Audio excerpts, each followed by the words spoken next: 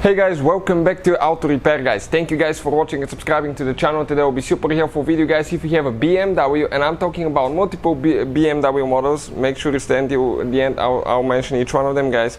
And you have a bad eccentric shaft sensor guys, we will explain where it is located, what you need to do to get to it and remove it and replace it, and the number one reason for them to fail, something that you can avoid. So make sure you stay until the end. Now we'll demonstrate on a 6-cylinder engine and 52 engine, but that same engine and design has been used in BMW guys 1 Series, BMW 3 Series, 5 Series, X1, X3, X5, and even in Europe you can find it 6 and 7 Series BMW, one of the most popular guys engines. Now we will explain guys what needs to be done, but before we start, if you need to buy a new sensor, parts, tools, check out the links in the description of the video below and you can see where we get all our tools and parts from. Number 2 guys, every single car we get at the shop, we try to make at least 200 free repair videos. Why we do that? Simply because our mission at the shop is to save you as much money as we can. All we need guys in return, please subscribe to the channel, like the video, that way we can keep providing this free information to you. So let me explain what we have here. We have the engine completely open up here guys, okay, the valve cover removed, and usually on your valve cover you may have a black valve cover, it really depends, plastic or aluminum one. You will notice that you have that hole right here, that where the wiring harness will be for the eccentric shaft sensor, okay, this one right here.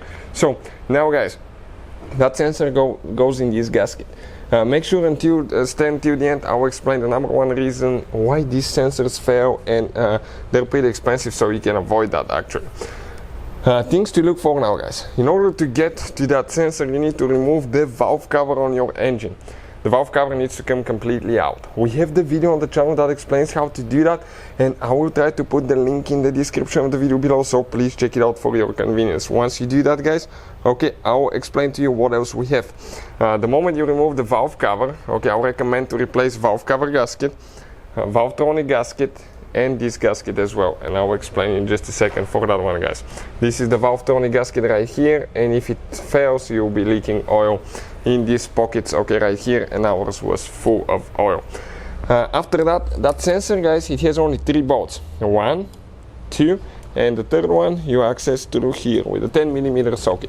Now it's very important not to drop any of the bolts inside your engine once you remove them, because that can practically guys completely destroy your engine, so be extremely careful.